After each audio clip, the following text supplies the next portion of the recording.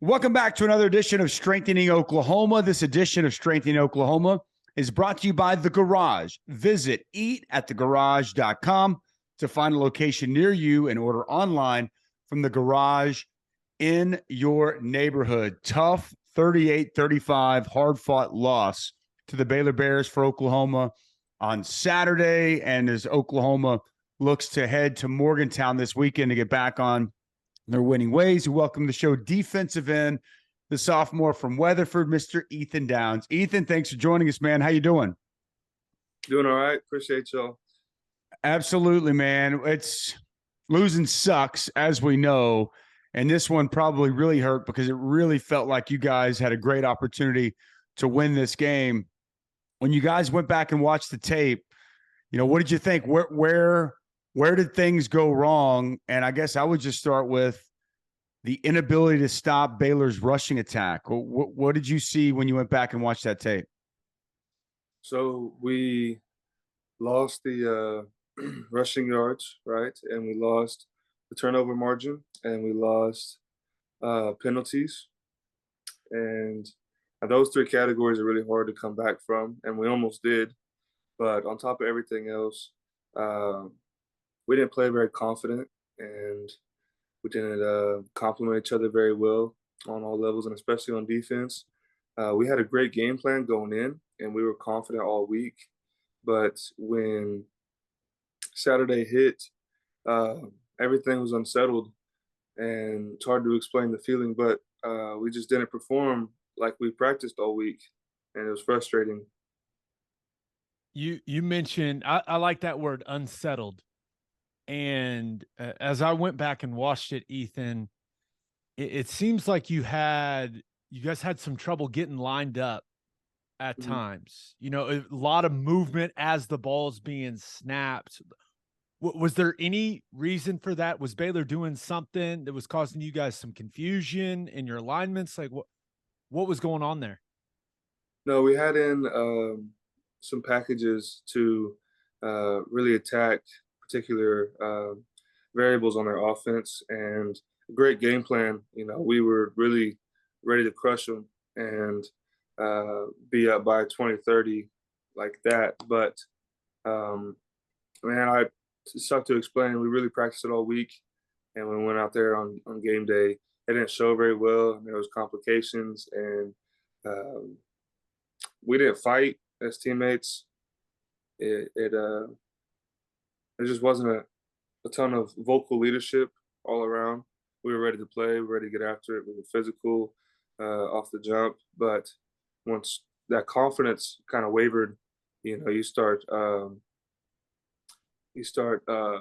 slowing down a little bit. You stop coming in so physical. And you start guessing on where you're supposed to be and getting lined up. So it's getting back to the playbook, getting back to the film. It's tough to watch when you've messed up and trying to, you got to own it, take accountability for it, see where, you went wrong. It's a defensive end room. We had our worst game. We didn't play near to our standard. And I'm frustrated. I feel like I could have played much, much better. And anybody could say that, but all I can do now is look ahead and rededicate and focus on what it means to be all in. So put more time into film, put more time into more deliberate time into film, and note taking and studying and staying up later watching. All I can do. Yeah, all you can do is all you can do. There was a couple, the ones that, and you tell me how difficult this was. Fourth quarter, there's two plays that stand out to me. Fourth quarter, 4th and 1, and Baylor goes for it on their own 29. It's a 3-point ball game. You guys get a stop there, you're in field goal range and with a chance to take the lead, even given all the other things that hadn't gone right. And then at the end of the game, even when you don't get that stop, Baylor goes down and scores. Offense comes back and scores. 4 minutes left in the game, get one stop, and give the offense a chance with the ball. The 3rd and 3 from the 50, where they popped that big chunk run ultimately that ended the ball game. How do you remedy those plays? How frustrating and difficult was it to go back and watch those two plays in particular? The game is so gap sound, and if you're off by 2 inches, that's a shoulder wrap up tackle to breaking an arm tackle and gaining 2 yards or gaining a first down and a touchdown. And y'all know that so well that it's a game of inches, and we have to. I can't blame anybody because we all had trouble lining up at times. We all had a lack of confidence when we needed it, when we needed to stop on short yardage, or when they bow up and say, "Okay, we're going to run this right down your throat. How are you going to deal with it?" And they're taking a shot and they got it. Man, it's frustrating because man, we've proved in other games. Like we go watch the Iowa State game, and we're a completely different team. So I can't put my finger on one particular thing. I think it's a lot of variables, and um, yeah. Now, just from hearing you talk about it, it's frustrating, confusing, disappointing, whatever word you want to use.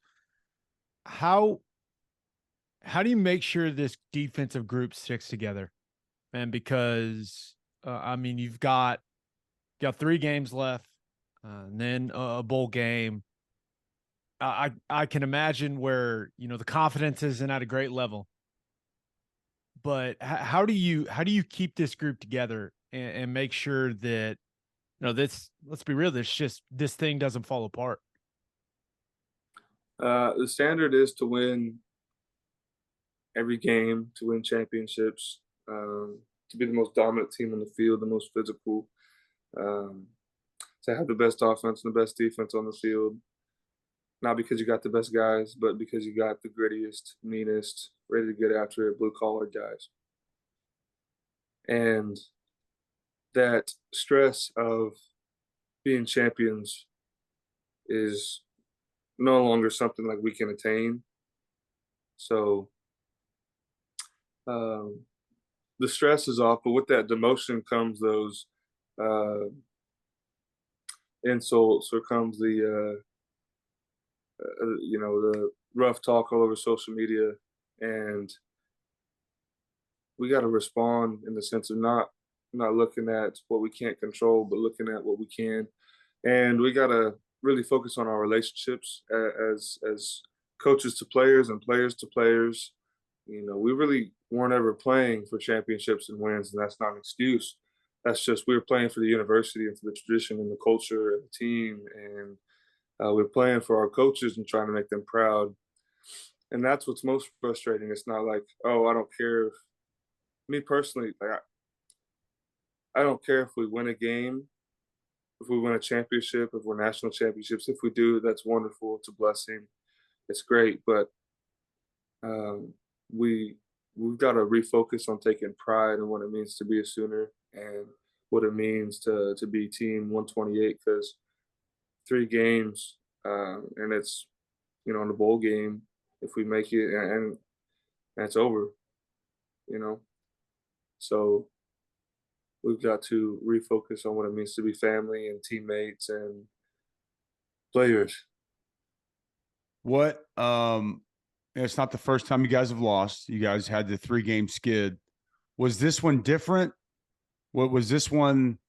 Was this one tougher? I'm just trying to put myself inside that locker room because it felt like you guys had really turned a corner and kind of now you lose this game at home. Will this locker room, will this team, not just the defense, but team, will they be able to get off the deck after this one? Because I'm assuming, I have no idea, but I'm assuming that was a pretty tough locker room after the game. Yeah, it was tough, and the whole morale of everybody in Norman or an OU fan, it's frustrating, it's disappointing. Um, but yeah, I mean we've been through worse, so I have no doubt that we're going to come back and play harder, next week and the next 3 weeks to come. So yeah, we're going to get back up. All right, looking ahead to West Virginia, right? and I know it's early in the week, but how excited are you for your first trip to Morgantown, West Virginia, man? I can't imagine you've been there before.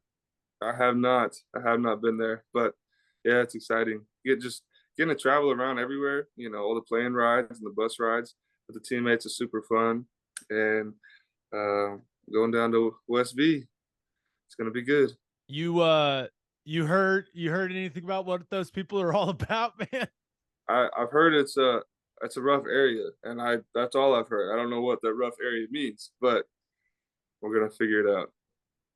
Passionate fans. They're one of the first to be able to drink in the stadium. They'll be a lively bunch, I'm sure. I would imagine it's not lost on them that you guys are the only team in the Big 12 since they came to the league that they haven't beat. And look, they're 3-6. They're 1-5. Those fans will still show up, but this is also a team that's desperate.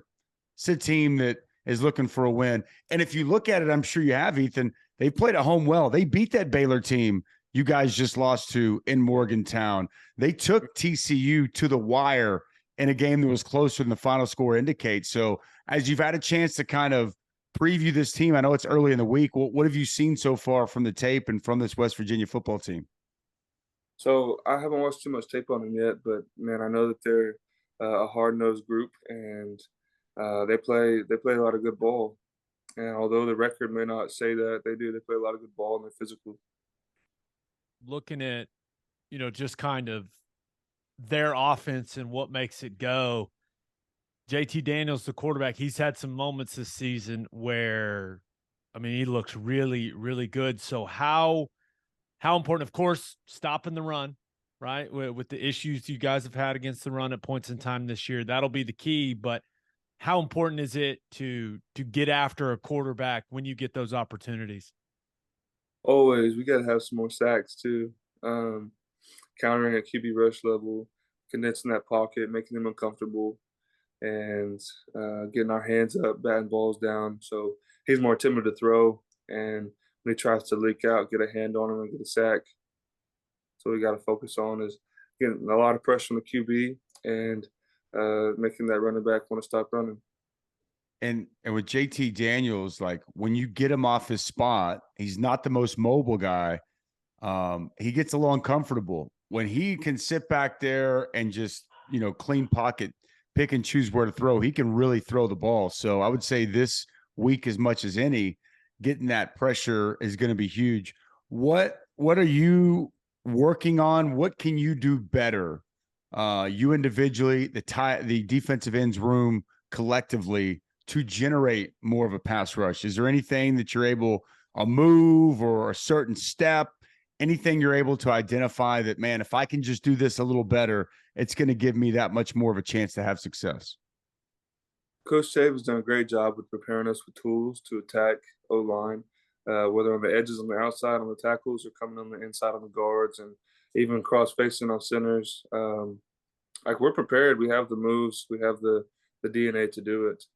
It's just going out there and executing with confidence. So the repetition this week, and me personally, watching film, knowing when to throw a move and which move will work better on which player, who's vulnerable to what, and get off, pad level, wrapping up, staying low. I get the neck brace off this week, so I'm going to get to move a little better. So yeah, just finding the edge again, getting lean.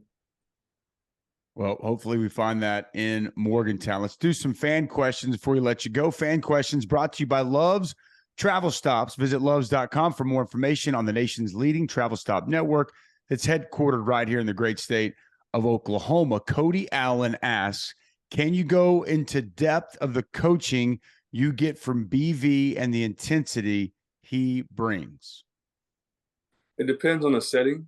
But man, alignments are huge. And if you're off by this much, he's coming, he'll grab your face mask and say, man, this matters that much. If you're off by this much, you missed the play, you missed the tackle. If you hesitate here, you're supposed to chase, and you're looking at the quarterback, and that running back's all the way down the line, you're not going to make the cutback. You're failing the team.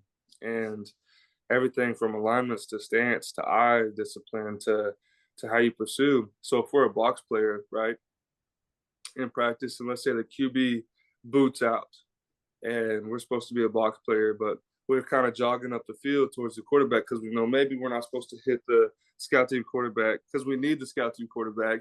And Coach BV comes over. Hell no, man. You got to finish upfield shoulder past the QB. You got to sprint through and then break down like you're about to tackle him. Like make every rep count. And that's how it is. That's why we practice with intensity. When we have a tempo team, everything is tempo. Oftentimes, BV is that scout team quarterback. He's got the ball. He's got the cadence. He's putting people in motion. He's all over the scout team, getting them lined up, getting them ready, giving us looks. He's patting that ball in the pocket. Man, he throws some dimes, too. When he's throwing through the B gaps, the A gaps, or even throwing it deep, after he throws it, he comes up to one of us every time, says, "Get your freaking hands up." And he's honest, man. He's honest because he loves us. He wants us to be the best versions of ourselves. And oftentimes we don't know what that takes, and we don't like what it takes. But he's honest, and he knows how to talk to each of us individually. And oftentimes, especially during fall camp, he would really get on to us and challenge us to see how we would respond to the type of coaching or how we would respond to the adversity that he would show. If he made us do a rep over, reloaded the play 4 or 5 times, how are we going to do it better or to our best standard every single time? And that's just a glimpse of Coach Venables, and he applies that same standard to all the coaches. So if a scout team coach or a position coach isn't getting onto their guy, he'll get onto the guy, he'll get onto the player, and then he'll go get onto the coach and tell him he's got to do a better job. So, man, he's constantly setting the standard. He's the same dude every day, not flinching. He's there, he's ready, and it's a pleasure to have a coach like him. You can just tell from Dusty's face, the man hasn't changed at all in 20 plus years. I mean, if he's same cat, same dude. If he's anything, he's consistent, man. I mean, it's unbelievable. He brings it like that every day too. Okay. This last one comes from Tim R. Ethan, and it was something that you referenced. He asked, "You've been rocking the butterfly cowboy collar. I guess that's what they call that neck board thing, I'm guessing." He says, "You've been rocking it the last couple of games. How's it feel?" The butterfly collar, man, I feel like I just got like plus 10 hit power, but it makes me so stiff. Everything's all locked up in here. When I'm trying to look around, can't move my head. Whew. I'm definitely protected, but man, I feel stuck. So I'm ready to get it off, and I'm ready to move around a little quicker. But man, like I said, with it on, I feel like I can run through a brick wall and wouldn't feel nothing. Well, I'll be excited for you to get it off. I remember I was getting stingers quite a bit at one point, and they tried to put me in one of those things, and I was like, "Nah, ain't happening." Like I felt too restricted. So hopefully you'll be fine once you get it off, and you'll get a little bit more looseness, and you'll have a chance to get after them in Morgantown this weekend, man. It's always a pleasure to get a chance to talk with you. Hopefully you guys can get back to some winning ways, start playing some more dominant defense. Always a pleasure, Ethan. Thanks for the time today. Appreciate you. Y'all have a good day. All right, we appreciate Ethan for joining us, and now it's time for me and my man Gabe to break it down. The breakdown brought to you by the Oklahoma Proton Center. It's one of the top cancer centers in the region using state-of-the-art proton therapy. Oklahoma Proton Center, more than a cure, quality of life. Big thanks to the Oklahoma Proton Center for continuing to be one of our great sponsors. Unfortunately, defense was not anything great on Saturday for Oklahoma. We kind of asked the question last week, have they fixed things on the defense, after the bye? And I was pretty quick to tell you, and I think you agreed, I don't know. Like, are things really fixed, or was it a product of playing a bad Iowa State offense? I think it's pretty clear. It was a product of playing a bad Iowa State offense. This Oklahoma defense it's not a good defense. It's bad. And their inability to stop the run is a problem. And look, they did some good things in coverage. Blake Shapen struggled Great to see Billy Bowman back. He had a nice interception. Like, they did some good things. But when you can't stop the run, when you know they're going to run it, the stadium knows they're going to run it, and there's nothing you can do about that defensively, that's a problem.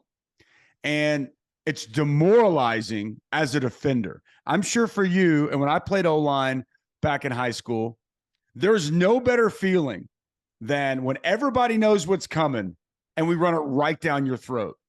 And time again in that ball game, that's exactly what happened. And that's exactly what Baylor did. And then on the flip side of things, on a 4th and 1 at the Baylor 35, when you had to have it, and you actually opened up a decent hole, you don't get it. Like, it's a problem. But I know we're sticking more specifically to defense. I'm going to answer the question we had last week. Nothing is fixed with this Oklahoma defense. Their inability to get lined up was head-scratching in that ball game on Saturday, Gabe. Not only their inability to get lined up, their inability to adjust to simple motions. Yeah. Was, I mean, usually when you are playing offense and you motion and the defense doesn't react, you're saying, okay, they've got a pressure on. They're playing man. Like, okay, everyone's staying still, but that's not what this defense was doing. They were standing still and not adjusting, and guys were completely out of gaps. And their gaps were unaccounted for. It was hard to watch, and it is, Dusty, they played a bunch of bear, right? I mean, which is supposed to be against what Baylor does with their rushing attack, a heavy zone running scheme. Bear defense for the last 30 years has been the most gap sound run defense you can get in to stop zone running in. It's what you call a lot of times in short yardage situations. Yeah. I mean, it's kind of a staple. People have it. And OU got in bear and lined up wrong over and over and over again. And gaps were unaccounted for. Guys were confused. The frustrating part is, like, I don't know how that's still happening in the 9th game of the season. It's week 10. Week 10. I don't know, man. And this is it. Like, I know we're all looking for someone to blame. It's everybody. It's coaches, it's players, it's everybody.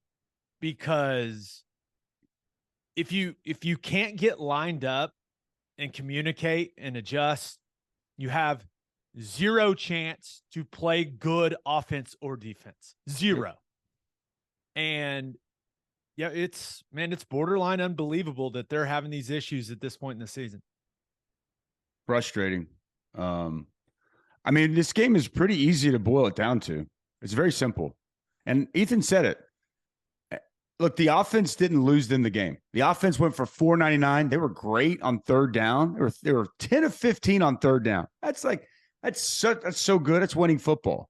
They ran it well. Eric Gray, another 100-yard game. Marvin Mims broke out, finally got him on a deep shot, but they turned it over 3 times. And really, it's 4 when you look at that empty possession when you've got it 4th and 1. To me, that's 4 turnovers. Agreed. And they were all in the first half.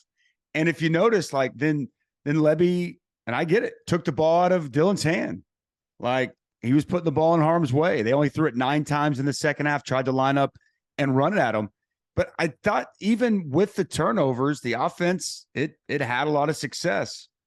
The defense's inability to stop the run and on, get off the field moments, it was too much to overcome. And, then you tack on that penalties. Like, if that's losing ball, man, that's losing football. And I'm going to just tell you this. I think you agree. West Virginia is not a very good football team. If they go to Morgantown, West Virginia, and they play like that, they're going to get beat. Yep. They're going to get beat. It's going to happen. Like, West Virginia's got a pretty good offensive line. They've run the football on people this year. If you think they're not going to line up and watch that film and say, oh, we're about to run it right down their throat with Donaldson and Mathis If you think they're not going to look at that and say, oh, we're going to run the football, and you know what else we're going to do? We're going to play action pass because they can't rush the passer, and they've got some good wide receivers. They put up 40 points on that Baylor defense. They put up 31 on TCU. And I know the final score is 41-31. That was a 31-34 game, and West Virginia had a chance to win. Like, you know, there was some good that came from that game again, but there's also a lot of bad. And the bad outweighs the good.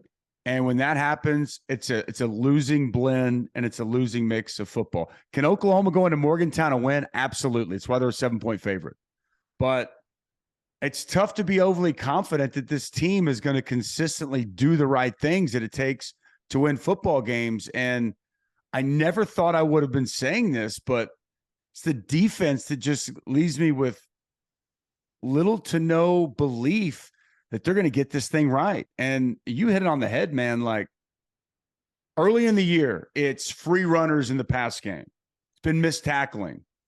But to not be able to get lined up week 10, it's like we're inventing new things that this defense is struggling at. And that's the thing that worries me the most, is like, what tangibly can you grab onto and say, oh, they're going to get this right? I can hope, but I also know that, you know, you have to be consistent and you have to be able to put it on film week in and week out before you can really believe or grab onto something and say, okay, this is who we are. This is what we do. If Big 12 play has shown anything, it's that this is a bad defense. It's what it's been for almost the entire conference slate. And I think the most surprising part for me is, like, because you're going to struggle with some schematic things, right? Year one of a new defense, right? That's understandable. But when the ball is snapped, like that's what's concerning to me, is the physicality that isn't there.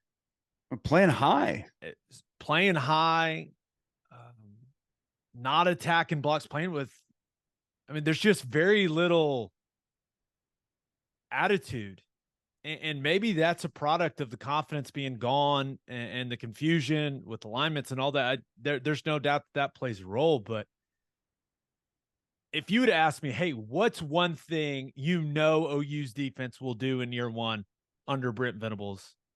Be physical. I would have said they're going to hit you. Yeah. They're going to play physical football, right? They're going to make some mistakes, no doubt. It's year one in a new scheme, but they're going to play physical. And that just, you know, for the vast majority of snaps, that's just kind of disappeared, man. It's, I don't know. It's confusing. It's frustrating. They're giving up 200 yards a game on the ground. 199.9 on the season. That includes Kent State. That includes UTEP. I don't even want to know what the number is in Big 12 play. It's well over 200. It's just, I don't know, man. I feel for them too. Like I want them to be able to get it right, but they haven't been able to do it. But you know what? You got to put that. And I'm going to tell you, man, I really think this one probably hurt as much or more than any other losses, because you're at home. You had a chance to really start to turn the corner, 3-game win streak, and you kind of just blew it. You turned the ball over. You weren't, alignment assignment. It's the most basic thing you talk about in defense, alignment assignment. Like, I can hear Coach Venables now. Like, to give yourself a chance, you have to align properly and know your assignment. And when you don't do that, you don't give yourself a chance to win. And so for them to have gone out there and played that way, yet still have a chance to win the ball game, I think this one's probably deflating. I looked it up. Oh, boy. Do I want to know? No, but I'm going to tell you. 6 conference games, 240 yards rushing per game. But which is 34 yards more than the ninth place team, which is Oklahoma State at 206. This is the alarming one. They've given up 19 rushing touchdowns in conference play. That's 5 more than anyone else in the league. Yeah, that's, again, That's a lot. things I would have not envisioned heading into this season, yet here we are. But leadership has got to step up, has to. Because I can tell you this, you quit right now, as bad as it may feel, it can get worse. It can get worse. And again, like, these last 3 games are so important because not only do you need to, like, you're still trying to build your foundation as a program. That's important. But in building that into the future is recruiting classes. And if you think people aren't paying attention and that this won't be used negatively against them, you're crazy. Like, so, like, for so many reasons, they really need to finish strong. We've said that on here a bunch, but it remains to be a fact. And I'll be intrigued to see how they get up off the mat, because I do think this was a very difficult loss. All losses suck and they're hard. And, you know, some people say they lost 49-0 to Texas. Doesn't get worse than that. I understand that. They didn't have their quarterback. This was at home in Norman when you thought, man, we've gotten over this hump. We have righted some wrongs. But clearly that wasn't the case. And it's so important this week that they show up, they respond. This week in practice is what I'm talking about too. I'm not talking about in Morgantown. How you prepare is typically indicative of how you're going to play. And their approach, their mindset, and how those leaders behave in practice this week is going to be really important, because let's face it, man, they got to go win in Morgantown. They got to go win in Morgantown. Yep. We're hoping to see them, you know, turn the corner, take a step forward, you know, whatever phrase you want to use, but really it felt like a step back defensively. I don't like seeing you like this. I can tell you always talk about your emotional state is tied to Oklahoma football. Very much so. I don't like this, Gabe Ikard. The Thunder's sucking. Oklahoma's struggling. Yeah, this isn't. Come on, man. At least there's some positivity around the Thunder, right? Shea Gilgeous-Alexander's playing great, but when you look at this football team, the defense, the alarming part for me is it doesn't feel like they're getting any better. I know. Which is, I just don't know. Like, my thing was, okay, they may not be a great defense year one, but like, we're going to see some improvement throughout the season, especially from some of these younger guys. And it just doesn't feel like we're seeing that at all. Nope. Nope. Hopefully we'll see it this week, as we'll continue to break down the matchup against West Virginia throughout the course of the week. Big thanks to Muse Growth Strategies for continuing to help us spread the word about strengthening Oklahoma. A reminder, click that subscribe button on YouTube or wherever you take in your podcast. And for all the people at strengtheningok.com, we appreciate you. We thank you. And we'll see you again next time right here on Strengthening Oklahoma.